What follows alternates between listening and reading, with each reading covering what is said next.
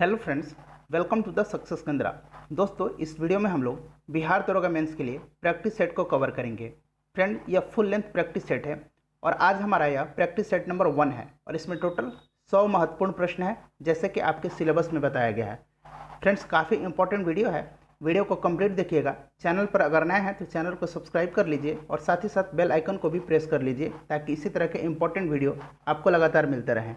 और friends, video अगर पसंद आती है तो वीडियो को लाइक और शेयर ज़रूर कीजिएगा। तो चलिए फ्रेंड्स, बिना देरी किए सेशन स्टार्ट करते हैं। और फ्रेंड्स, वीडियो के लास्ट में आप कमेंट बॉक्स में अपना स्कोर ज़रूर बताइएगा। पहला प्रश्न देखिए। पहला प्रश्न है, किस राजवंश में प्रसिद्ध खजुराहो के मंदिर का निर्माण हुआ? काफ़ी इंपॉर्टेंट क्वेश्चन है। तो देखिए, चंदेल शासकों ने मध्य प्रदेश के छतरपुर में स्थित खजुराहो के मंदिर का निर्माण करवाया था। यह मंदिर नागर शैली वास्तुकला का प्रतीक है। तो याद रखिएगा, ऑप्शन सी चंदेल वंश। और चंदेल वंश का संस्थापक कौन था? तो चंदेल वंश का संस्थापक था नुनुक। याद रखिएगा, ठीक है फ्रेंड्स। दूसरा प्रश्न देखिए। दूसरा प्रश्न है कि भारत में एच वाई वी का फुल फॉर्म होता है हाई यील्डिंग वेराइटीज के नाम से भी ज्ञात है। तो देखिए, उच्च उपज देने वाली किस्मों HYV यानी हाई यील्डिंग वेराइटीज़ को भारत में हरित क्रांति या नई कृषि नीति के रूप में भी जाना जाता है। तो ऑप्शन डी इसका सही आंसर हो जाएगा। तीसरा प्रश्न देखिए।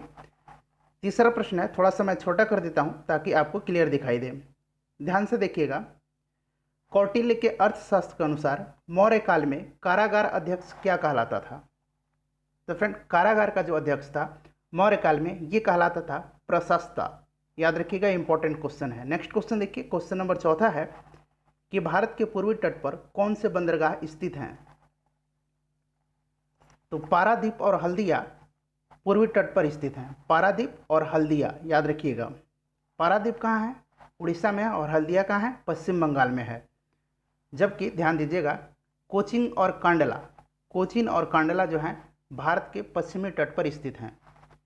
फ्रेंड्स, वीडियो को शेयर जरूर कीजिएगा और साथ ही साथ लाइक भी कर दीजिए। पांचवा प्रश्न है कि राज्यसभा के सदस्यों के नामांकन की व्यवस्था किस देश के संविधान से ली गई है?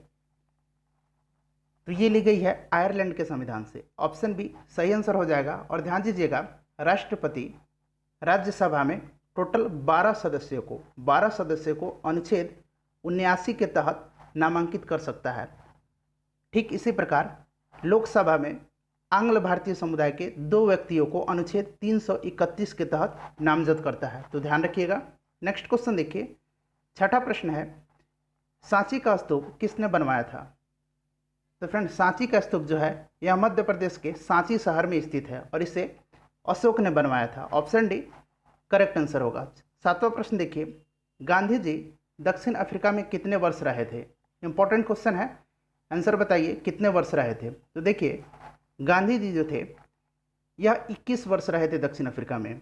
कब से कब तक रहे थे? तो 1893 में यह दक्षिण अफ्रीका गए थे और 1915 में ये भारत वापस आए थे। तो देखिए, 21 वर्ष इन्होंने दक्षिण अफ्रीका में व्यतीत किया। नेक्स्ट क्वेश्चन देखिए। क्वेश्चन नंबर 8 है, कौन से पौधों में नाइट्रोजन अस्थायीकरण की क्षमता होती है? तो देखिए, जीवाणु जो मटर, मूंगफली, सोयाबीन, चना एवं अन्य दलहनी पौधों के जड़ों में विद्यमान होते हैं, वह वायुमंडलीय नाइट्रोजन को प्रोटीन में बदल देते हैं। तो सही आंसर हो जाएगा चना और दलहन में। 9 नंबर प्रश्न देखिए। एटीएम के आविष्कारक कौन थे? काफ़ी इंपॉर्टेंट प्रश्न है और कई बार प्रीवियस एग्जाम में पूछा भी जा चुका है। तो एटीएम के आविष्कारक हैं जॉन शेफर्ड बर्नार्ड। और फ्रेंड, एटीएम का फुल फॉर्म होता है ऑटोमेटेड टेलर मशीन। ठीक है, ध्यान रखिएगा, automated teller machine. Next question देखिए। क्वेश्चन नंबर 10 है कि किस अनुच्छेद में कहा गया है कि भारत का एक राष्ट्रपति होगा? इंपॉर्टेंट क्वेश्चन है। तो सही आंसर इसका ऑप्शन बी अनुच्छेद 52 में कहा गया। अनुच्छेद 52 में कहा गया है कि भारत का एक राष्ट्रपति होगा। नेक्स्ट क्वेश्चन देखिए। क्वेश्चन नंबर 11, सेंसेक्स में कितनी प्रतिभूतियां होती हैं? तो देखिए, सेंसेक्स में 30 प्रतिभूतियां होती हैं। याद रखिएगा, इंपॉर्टेंट क्वेश्चन है। 12 नंबर देखिए। कलानौर में राज्याभिषेक के समय अकबर की आयु कितनी थी? तो देखिए, कलानौर में राज्याभिषेक के समय अकबर की आयु 13 वर्ष 4 महीने की थी। तो सही आंसर ऑप्शन ए 13 वर्ष। इंपॉर्टेंट है, ध्यान रखिएगा। अगला प्रश्न देखिए। अगला प्रश्न है कि उस धातु का नाम बताइए। थोड़ा सा छोटा कर देता हूँ ताकि क्लियर दिखाई दे। देखिए, उस धातु का नाम बताइए जो अम्ल एवं क्षार के साथ अभिक्रिया करके हाइड्रोजन का उत्सर्जन करती है। तो देखिए, पोटेशियम, सोडियम, लिथियम, ये जो है क्रियाशील तत्व हैं जो अम्ल एवं क्षार के साथ अभिक्रिया करके हाइड्रोजन का निर्माण करती हैं। ठीक है, तो सही आंसर क्या हो जाएगा? Option B, sodium.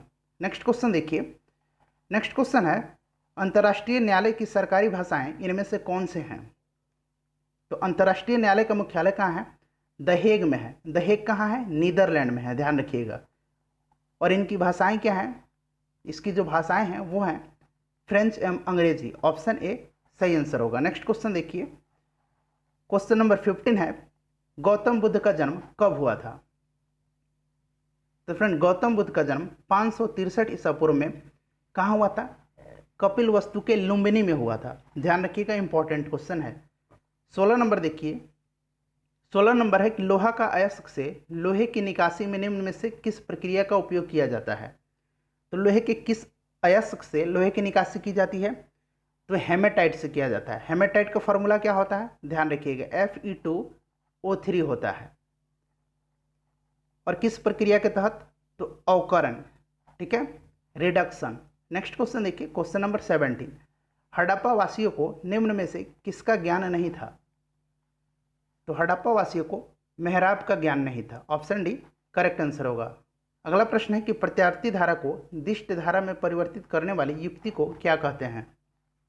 तो इसको कहा जाता है रेक्टिफायर। नेक्स्ट क्वेश्चन देखिए, ग्रीष्म अयनांत प्रतिवर्ष कब होता है? तो देखिए, ग्रीष्म अयनांत प्रतिवर्ष 21 जून को होता है। ऑप्शन डी करेक्ट आंसर हो जाएगा। और शीत अयनांत 22 दिसंबर को होता है। याद रखिएगा, शीत अयनांत 22 दिसंबर को होता है। यहाँ मैं लिख देता हूँ 22 दिसंबर को होता है। नेक्स्ट क्वेश्चन देखिए, सारे जहां से अच्छा गीत के रचयिता कौन है? तो सारे जहां से अच्छा हिंदोस्तां हमारा, इस गीत के रचयिता हैं मोहम्मद इकबाल। 21 नंबर क्वेश्चन देखिए, भारत के प्रतीक चिन्ह सत्यमेव जयते कहाँ से लिया गया है? तो सत्यमेव जयते जो है इसको मुंडकोपनिषद से लिया गया है। 22 नंबर प्रश्न देखिए, मौर्य वंश के बाद किस राजवंश ने मगध पर शासन किया? तो देखिए, मौर्य वंश के अंतिम शासक जो था बृहद्रथ, इसकी हत्या इसके सेनापति पुष्यमित्र शुंग ने कर दी और मगध पर शुंग वंश की स्थापना की।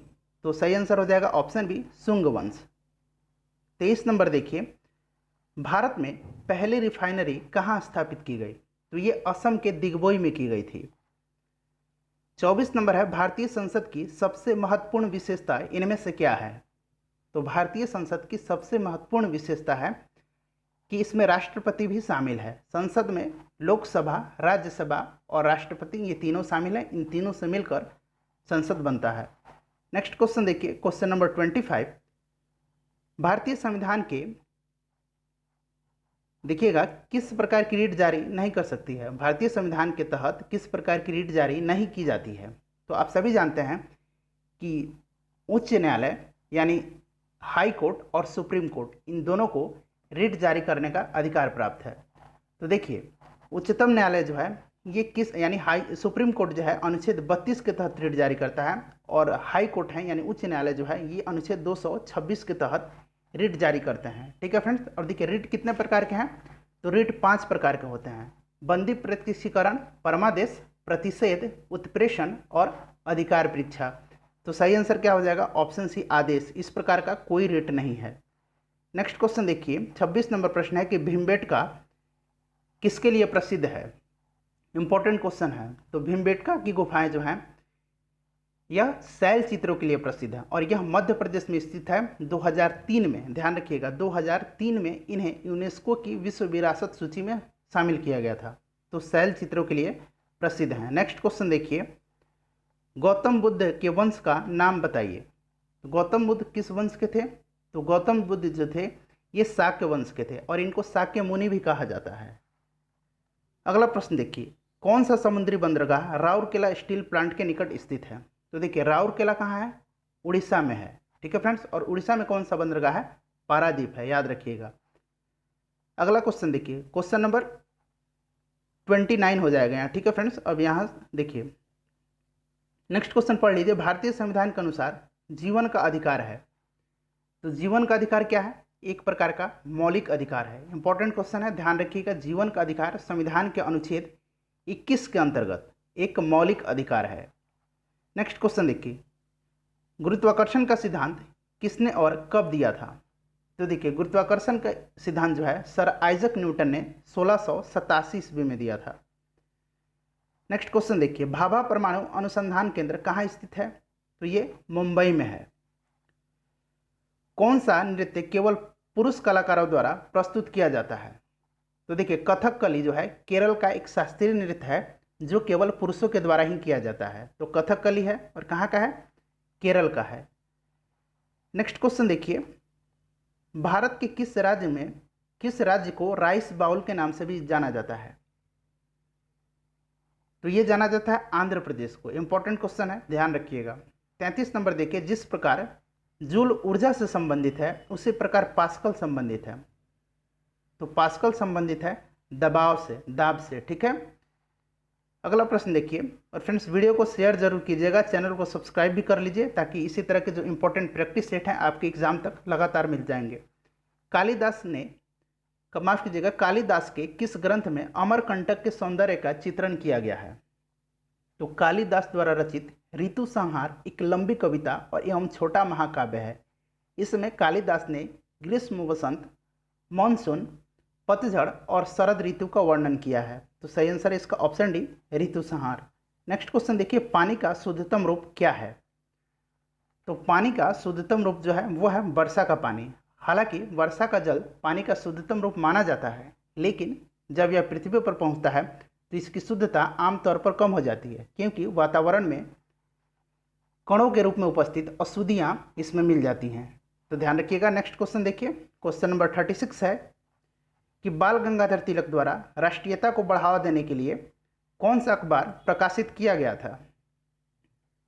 कौन सा अखबार प्रकाशित किया गया था?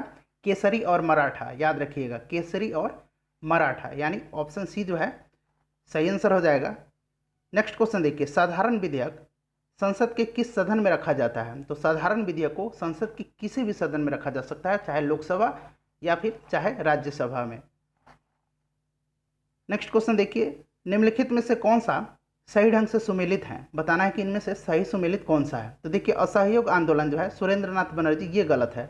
स्वदेशी आंदोलन रविंद्रनाथ टैगोर, ये भी गलत है। भारतीय राष्ट्रीय सेना सुभाष चंद्र बोस, ये सही है। ठीक है फ्रेंड्स। नेक्स्ट क्वेश्चन देखिए, 39 नंबर है कि राष्ट्रपति द्वारा संसद के दोनों सदनों के लिए कितने सदस्यों को नामांकित किया जा सकता है? तो इसका करेक्ट आंसर क्या हो जाएगा? 12 सदस्य राज्यसभा में और 2 सदस्य लोकसभा में। तो टोटल देखिए तो 14 सदस्य। ठीक है फ्रेंड्स, लेकिन देखिए ऑप्शन में 14 सदस्य नहीं है, तो आप बना लीजिए 14 सदस्य। नेक्स्ट क्वेश्चन देखिए, नेक्स्ट क्वेश्चन है कि भारत यूनानी कला की एकीकृत शैली की कला शैली का क्या नाम है? तो इसका नाम है गांधार। याद रखिएगा, गांधार शैली का विकास कनिष्क के शासनकाल में सबसे अधिक हुआ था, गांधार कला शैली और मथुरा कला शैली का। नेक्स्ट क्वेश्चन देखिए, 41 नंबर है कि निम्नलिखित में से बताना है कि रजनामा किसका फारसी अनुवाद है? तो रजनामा जो है ये महाभारत का फारसी अनुवाद है। 42 नंबर देखिए, विश्व में सर्वाधिक रबड़ कहाँ उत्पादित होती है? तो सबसे ज़्यादा रबड़ का उत्पादन थाईलैंड में होता है। यहाँ थाईलैंड बना लीजिए, थाईलैंड में होता है। ठीक है फ्रेंड्स, भारत रबड़ उत्पादन में चौथे स्थान पर है। 43 नंबर देखिए, स्वतंत्रता के बाद पहला बंदरगाह इनमें से कौन सा है? ध्यान से पढ़िएगा प्रश्न को, स्वतंत्रता के बाद पहला बंदरगाह पूछा जा रहा है। तो पहला बंदरगाह जो है यह है कांडला। ऑप्शन डी सही आंसर हो जाएगा। 44 नंबर देखिए, 44 नंबर है कि निम्नलिखित में से कौन सा भारतीय संविधान में मौलिक अधिकार नहीं है? तो मौलिक अधिकार इनमें से कौन सा नहीं है? संपत्ति का अधिकार जो है ये मौलिक अधिकार नहीं है। ठीक है फ्रेंड्स, 44वें संविधान संशोधन के द्वारा इसे मौलिक अधिकार की सूची से हटा करके अलग कर दिया गया था। नेक्स्ट क्वेश्चन देखिए, 45 नंबर है कि निम्नलिखित में से कौन सी प्रस्ताव केंद्रीय बजट से संबंधित है? तो ये कौन सा प्रस्ताव है? कटौती प्रस्ताव है।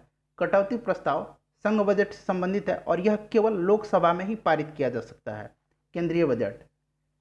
अगला क्वेश्चन देखिए, भारतीय अर्थव्यवस्था में उदारीकरण का अग्रदूत किसे कहा जाता है? तो डॉक्टर मनमोहन सिंह को कहा जाता है। ठीक है, डॉक्टर मनमोहन सिंह को भारतीय अर्थव्यवस्था के उदारीकरण का अग्रदूत कहा जाता है। 1991 में ये नरसिम्हा राव की सरकार में वित्त मंत्री थे, प्रधानमंत्री भी रहे हैं और आरबीआई की ये गवर्नर भी रह चुके हैं, तो ध्यान रखिएगा। 1937 में किन दो राज्यों में गैर कांग्रेसी मंत्रिमंडल का गठन हुआ था? तो ये हुआ था पंजाब और बंगाल में। ऑप्शन ए सही आंसर हो जाएगा। इंपॉर्टेंट क्वेश्चन है, ध्यान रखिएगा, पंजाब और बंगाल में। अगला प्रश्न देखिए, भारत के वायसराय कौन था जब श्वेत विद्रोह हुआ था? तो श्वेत विद्रोह जब हुआ था उस समय भारत का वायसराय लॉर्ड कैनिंग था। भारत में हरित क्रांति का दूसरा नाम क्या है? तो भारत में हरित क्रांति का दूसरा नाम बताना है, क्या है? तो बीज उर्वरक और सिंचाई क्रांति है। ऑप्शन ए जो है सही आंसर हो जाएगा इसका। 49 नंबर देखिए, सुभाष चंद्र बोस ने किसको पराजित करके 1939 में कांग्रेस पार्टी के अध्यक्ष निर्वाचित हुए थे? तो ये पट्टाभी सीतारामैया को पराजित करके। इंपॉर्टेंट क्वेश्चन है, ध्यान रखिएगा। और फ्रेंड्स, बिहार से संबंधित एक बिहार स्पेशल का हिस्ट्री का वीडियो है। उसके बाद बिहार के जितने भी अभ्यारण्य हैं, जलप्रपात हैं, इन सब पर अलग से मैंने वीडियो बनाया है। सबका लिंक मैंने डिस्क्रिप्शन बॉक्स में दे दिया है, आप एक बार जरूर देख लीजिएगा। नेक्स्ट क्वेश्चन देखिए, किस राजनीतिज्ञ को ग्रैंड ओल्ड मैन कहा जाता है? तो ग्रैंड ओल्ड मैन के नाम से दादा भाई नौरोजी को जाना जाता है। 51 नंबर देखिए, भारत के किस राज्य को शुगर बाउल के नाम से जाना जाता है? अभी हमने राइस बाउल पढ़ा था, तो राइस बाउल के नाम से आंध्र प्रदेश को जाना जाता है और शुगर बाउल के नाम से उत्तर प्रदेश को जाना जाता है। 52 नंबर है, संगमरमर की चट्टानों के लिए कौन सा शहर प्रसिद्ध है? तो ये जबलपुर, मध्य प्रदेश का जबलपुर जो है ये संगमरमर की चट्टानों के लिए फेमस है, ध्यान रखिएगा। कांडला बंदरगाह कहाँ स्थित है? तो कांडला बंदरगाह जो है यह गुजरात में है, कच्छ की खाड़ी में। नेक्स्ट क्वेश्चन देखिए, निम्नलिखित में से कौन सा तत्व जो है प्रदूषक नहीं है? तो तांबा जो है प्रदूषक नहीं है, ध्यान रखिएगा, इंपॉर्टेंट क्वेश्चन है। कृत्रिम उपग्रहों में विद्युत ऊर्जा का स्रोत क्या है? बताइएगा, इसमें से विद्युत ऊर्जा का स्रोत क्या है? तो कृत्रिम उपग्रह जो है उसमें सौर सेल जो है विद्युत ऊर्जा का स्रोत है। नेक्स्ट क्वेश्चन देखिए, कैबिनेट मिशन भारत कब आया था? तो कैबिनेट मिशन कब आया था भारत? यह आया था 1946 में और 3 सदस्यीय कैबिनेट मिशन था, जिसमें पैंथिक लॉरेंस, स्टीफर्ड क्रिप्स और एवी अलेक्जेंडर थे, ध्यान रखिएगा। नेक्स्ट क्वेश्चन देखिए, 57 नंबर है, स्टेनलेस स्टील को बनाने में लोहे के साथ कौन सी महत्वपूर्ण धातु का प्रयोग किया जाता है? तो स्टेनलेस स्टील को, एसएस जो मेटल है, स्टील है, उसको बनाने में क्रोमियम का यूज किया जाता है। नेक्स्ट क्वेश्चन देखिए, पानी के अंदर हवा का बुलबुला किस तरह का बर्ताव करता है? इंपॉर्टेंट क्वेश्चन है, पानी के अंदर हवा का बुलबुला किस तरह का बर्ताव करता है? तो एक अवतल लेंस की तरह, ध्यान रखिएगा। 59 नंबर है, बीजक किसके द्वारा लिखी गई है? बीजक लिखी गई है कबीर के द्वारा।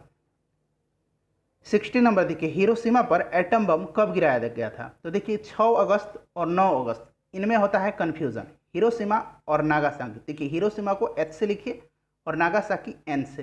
पहले एच आता है या फिर एन पहले आता है? तो देखिए पहले एच आता है फिर एन आता है। आप ABCD पढ़ के देख लीजिए, पहले एच आता है फिर एन आता है, ठीक है फ्रेंड्स। तो पहले हिरोशिमा, H फॉर हिरोशिमा, और 6 अगस्त 1945 को। नागासाकी, नागा से 9, आप 9 ऐसे रिलेट करके भी याद रख सकते हैं।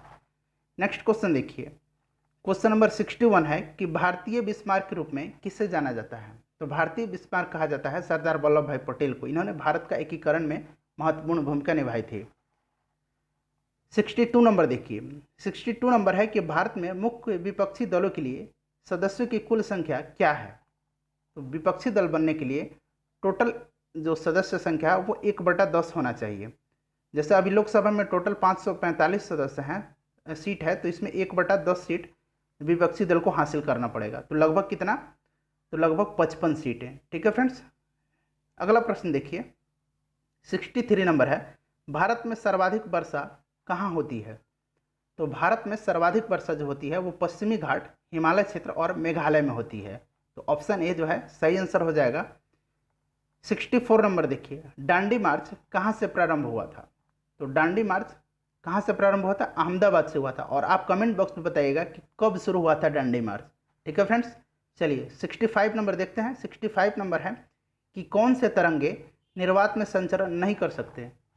तो ध्वनि तरंग जो है ये निर्वात में तरंग जो है संचरित नहीं हो सकती है। नेक्स्ट क्वेश्चन देखिए, क्वेश्चन नंबर 66, मौर्य काल के दौरान स्थानिक जो था वो कौन था। इंपॉर्टेंट क्वेश्चन है, बताना है कि स्थानिक जो था ये कौन था मौर्य काल के दौरान। तो स्थानिक था जिला प्रशासन। नेक्स्ट क्वेश्चन देखिए, कौन सी वनस्पति तेल हृदय रोगी के लिए उपयुक्त है। तो ये है सूरजमुखी का तेल। इंपॉर्टेंट है, जरूर ध्यान रखिएगा। 68 नंबर देखिए, भारत का सबसे बड़ा बांध किस नदी पर बना हुआ है। तो भारत का सबसे बड़ा बांध जो है ये भाखड़ा नांगल है और सतलुज नदी पर बना हुआ है। ऑप्शन सी करेक्ट आंसर हो जाएगा। नेक्स्ट क्वेश्चन देखिए, हरित सूचकांक किसके द्वारा विकसित किया गया है। तो हरित सूचकांक जो है ये संयुक्त राष्ट्र पर्यावरण कार्यक्रम के द्वारा विकसित किया गया है। UN united nation environmental programme. ठीक है, ध्यान रखिएगा। राष्ट्रपति लोकसभा को भंग कर सकते हैं तो केंद्रीय मंत्रिमंडल की अनुशंसा पर। कहीं कहीं आपको प्रधानमंत्री की अनुशंसा भी मिलेगा। ठीक है फ्रेंड्स, तो प्रधानमंत्री जो मंत्रिमंडल है उसके प्रमुख होते हैं। नेक्स्ट क्वेश्चन देखिए, निम्नलिखित में से कहाँ एक सींग वाला गैंडा पाया जाता है। तो देखिए एक सींग वाला गैंडा जो है असम और पश्चिम बंगाल में पाया जाता है। तो सही आंसर है ऑप्शन बी। 72 नंबर देखिए, राजस्व अधिकारी इनमें से किस किस टोडरमल जो थे, यहाँ टोडरमल हो जाएगा, यहाँ टोडरमल छूट गया। ठीक है, तो टोडरमल बना लीजिए। टोडरमल राजस्व अधिकारी ने इनमें से किसकी सेवा की थी। टोडरमल जो थे ये राजस्व अधिकारी थे और बताना है कि इनमें से किसकी सेवा की थी इन्होंने। तो आप सभी जानते हैं कि इन्होंने अकबर की सेवा की थी, लेकिन ऑप्शन में आप अकबर नहीं देख रहे हैं। तो देखिए अकबर की सेवा से पहले इन्होंने शेरशाह सूरी के समय में भी इन्होंने शेरशाह सूरी के दरबार में ये रहे थे। तो ध्यान रखिएगा, ऑप्शन डी सही आंसर हो जाएगा। नेक्स्ट क्वेश्चन देखिए, निम्नलिखित में से भारतवर्ष का सबसे बड़ा आदिवासी जनसंख्या वाला राज्य कौन सा है। तो सबसे बड़ा आदिवासी जनसंख्या वाला राज्य जो है वो मध्य प्रदेश है। 74 नंबर है, संविधान के किस अनुच्छेद के अंतर्गत सर्वोच्च न्यायालय के गठन का वर्णन है। तो सर्वोच्च न्यायालय यानी सुप्रीम कोर्ट, तो ये है अनुच्छेद 124 में। और उच्च न्यायालय अगर पूछा जाए यानी हाई कोर्ट, तो याद रखिएगा अनुच्छेद 214 में। नेक्स्ट क्वेश्चन देखिए, भारत के राष्ट्रपति का मासिक वेतन कितना है। तो भारत के राष्ट्रपति का मासिक वेतन जो है वो 5 लाख रुपया है, याद रखिएगा। 76 नंबर देखिए, मूत्र का रंग पीला किस वर्णक की उपस्थिति के कारण होता है। तो ये होता है यूरोक्रोम के कारण। ठीक है, यूरोक्रोम के कारण। अगला प्रश्न देखिए, किस विटामिन की कमी से जनन क्षमता कम होती है। तो जनन क्षमता जो कम होती है वो होती है विटामिन ई की कमी से। शारदा एक्ट के तहत विवाह के लिए लड़के एवं लड़की की न्यूनतम आयु कितनी निर्धारित की गई। तो ध्यान दीजिएगा, शारदा एक्ट जो था ये कब आया था, इंपॉर्टेंट प्रश्न है। तो 1930 में आया था और उस समय कौन वायसराय था। तो ये था लॉर्ड इरविन था। ठीक है फ्रेंड्स, और इसमें न्यूनतम आयु कितनी रखी गई थी। तो न्यूनतम आयु रखी गई थी इसमें 14 वर्ष लड़कियों की और 18 वर्ष लड़कों की, ध्यान रखिएगा। नेक्स्ट क्वेश्चन देख लीजिए। नेक्स्ट क्वेश्चन है, किस मुगल सम्राट को आलमगीर कहा जाता है। तो आलमगीर के नाम से जाना जाता है औरंगजेब को। ठीक है फ्रेंड्स, औरंगजेब को आलमगीर के नाम से जाना जाता है। और जिंदा पीर भी कहा जाता है अंग्रेज को, ये भी औरंगजेब को, ये भी प्रश्न पूछा जाता है। भारत का सबसे ऊंचा जलप्रपात किस राज्य में है। तो भारत का सबसे ऊंचा जो जलप्रपात है वो कौन सा है, वो है शरावती नदी पर है। ठीक है फ्रेंड्स, याद रखिएगा। जोग जलप्रपात या इसको गरसोपा जलप्रपात या महात्मा गांधी जलप्रपात भी कहा जाता है और ये शरावती नदी पर है कर्नाटक में। 81 नंबर देखिए, 81 नंबर प्रश्न है, देखिएगा, इसे खुद से प्रयास कीजिए, वीडियो को पॉज कीजिए और खुद से प्रयास कीजिए करने का। देखिए लिखा गया है कि ब्राइट को BRIGHT इसको लिखा जाता है JSC, उसके बाद SGF। अब देखिए BCIJRS इस तरह से रिलेशन बन रहा है। उसके बाद इधर देख लीजिए FG, अब ये एक एक कम हो रहा है। फिर देखिए TS एक कम हो गया, SG, ऐसा रिलेशन बन रहा है। ठीक है फ्रेंड्स, तो आपको ज्वाइंट का बनाना है। तो जब ज्वाइंट का आप बनाइएगा, देखिए फिर से मैं मिटा के बनाता हूँ, JOINED। अभी हमको एक एक ज़्यादा बनाना है, तो जे का क्या हो जाएगा, जे का हो जाएगा फ्रेंड क्या, के। ठीक है, आई का क्या हो जाएगा, जे, ओ का क्या हो जाएगा, पी। उसी प्रकार एक कम बनाना है हमें, एन का क्या हो जाएगा, एम हो जाएगा इसमें, डी का क्या हो जाएगा, सी हो जाएगा, ई का क्या हो जाएगा, ई का हो जाएगा, बताइए क्या हो जाएगा, ई का डी हो जाएगा। तो देखिए JPKCDM, तो सही आंसर क्या हो जाएगा, डी हो जाएगा। नेक्स्ट क्वेश्चन देखिए, नेक्स्ट क्वेश्चन है कि जिस प्रकार लिखना कलम से संबंधित है, उसी प्रकार आपको बताना है कि इनमें से कौन सा संबंध सही है। देखिए सिलाई जो है वह सुई से संबंधित है, ये सही आंसर हो जाएगा। 83 नंबर देखिए, सही विकल्प चुनना है, बताना है कि ये जो खाली स्थान है इनमें से क्या आएगा। तो सही आंसर हो जाएगा option A B, A B. देखिए यहाँ देखिए ए भरना है, यहाँ आपको बी भरना है, यहाँ आपको ए भरना है, और यहाँ देखिए ए 3 बार, फिर बी 3 बार, फिर ए 3 बार, और फिर बी 3 बार, यहाँ देखिए।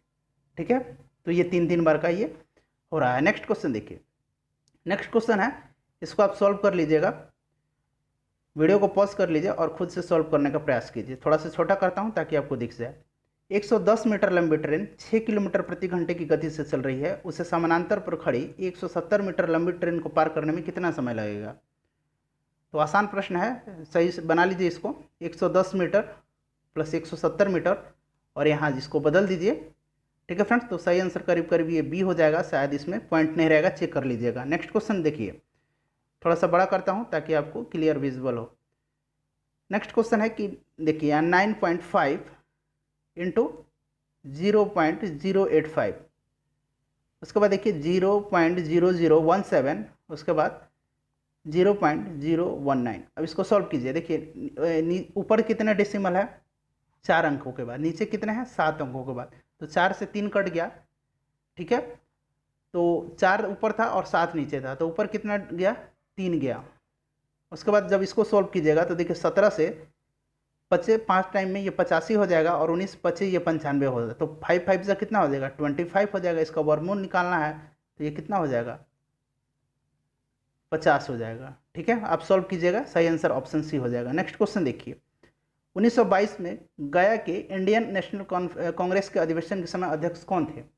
तो गया में जो अधिवेशन हुआ था 1922 में, उसके अध्यक्ष थे चित्तरंजन दास।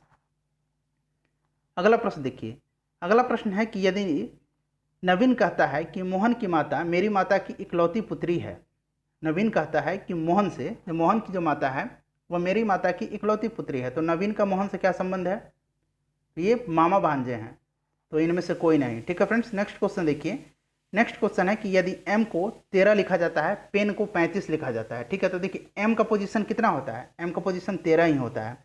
p का पोजीशन देख लीजिए कितना होता है, p का 16 होता है, e का 5 होता है, और n का कितना होता है, 14 होता है। तो इनको जोड़िए तो कितना आ जाएगा, 35 आ जाएगा। देखिए ये सही है, 35 हो रहा है। अब इसी प्रकार होटल को बताना है, तो आप सारे जो वर्ड्स हैं इनका लेटर जो है इनका पोजीशन लिख दीजिए। तो एच लेटर है, इसका पोजीशन कितना होता है, 8 होता है।